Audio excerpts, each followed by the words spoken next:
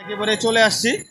আমার ইচ্ছা হলো আমরা যদি চাই আমাদের দেশটাকে আমরা ইতালির চেয়ে ভালো জায়গা তৈরি করতে পারবো। কারণ আমাদের দেশে প্রতি বছর প্রতি বছর যেই টাকা পাচার হয়, আমরা চাইলে ওই টাকা যদি রোধ করতে পারি তাহলে তো আমাদের দেশ অটোমেটিক ইতালি হয়ে যায়, তাই না? আপনি কি মনে করেন যে আমাদের দেশটা ইতালি বা ইউরোপ কান্ট্রির মতো হওয়া সম্ভব?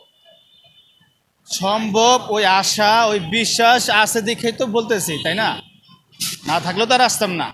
আমার বিশ্বাস আছে, কারণ আমরা যখন যদি আমাদের নাই হইতো এই জুলাই আন্দোলন হইতো না। এই যে জুলাই আন্দোলনে কিন্তু ছাত্ররা শুরু করছে, সর্বসাধারণ মানুষ এটাকে সাপোর্ট দিছে। আপনার কর্মজীবী থেকে শুরু করে ছোট থেকে বড় প্রবাসী এমন কোনো লোক নাই যারা এদেরকে সাপোর্ট দেয় নাই। তা আমাদের কাজ ভালো একটা কাজ শুরু করা, এই ভালো মানুষগুলো অটোমেটিক আসবে আর ঘরে চলে যাবে না। আন্দোলনের পর মানুষ যেমন ঘরে চলে গেছে, এখন আর ঘরে যাওয়ান দিস নাই। এই যে রাস্তাঘাট আমাদের পরিষ্কার করতে হবে। ইটালিতে রাস্তাঘাট পরিষ্কার থাকে না, ওরা রাখে।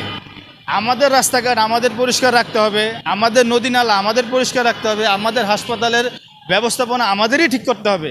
আমরা যতদিন ওদের হাতে দিব অতদিন এই জুলুমের শিকারই হতে হবে। তো আপনাদের প্রতি দাবি, যারা ন্যায় চান, যারা দেশ থেকে অন্যায় দূর করতে চান, আপনারা আপনাদের জায়গা থেকে আসেন। আপনারা পুলিশদের সাথে কথা বলেন, প্রশাসনদের সাথে কথা বলেন, তাদের শক্তি দাঁড়ান। কারণ প্রশাসনের সাথে আমি কথা বলি, তারা চায় কিন্তু তারা ভয়ে এই পথে নামতে পারে না। তারা খুব কঠিনভাবে চেইন অফ কমান্ড দ্বারা পরিচালিত।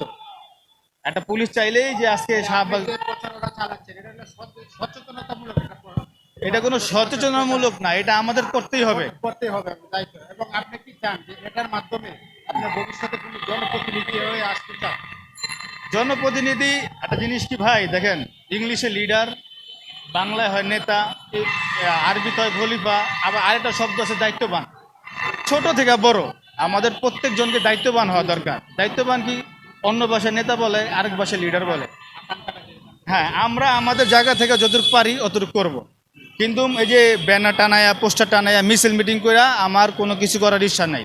ধরেন আমার যদি 10টা শক্তি থাকে, জনশক্তি, জনবল, আমি 10 জনকে নিয়ে এই রাস্তাটা পরিষ্কার করব। আমি যেইটা আজকে তো ব্যানার খরচ করছি আমার বাধ্য হইয়া, যেই টাকা দিয়ে আমি ব্যানার আর পোস্টার বানাবো ওই টাকা দিয়ে আমি একটা মানুষের লাইফ সেট করে দেবো। 100 জন মানুষ নিয়ে আমি হুন্ডা দিয়ে রেলি না কইরা কোন মানুষটা বিনা চিকিৎসায় মারা যাইতেছে তার আমি ওই টাকাটা দিব। এই হইলো আমাদের চিন্তা ভাবনা। এই আর কিছু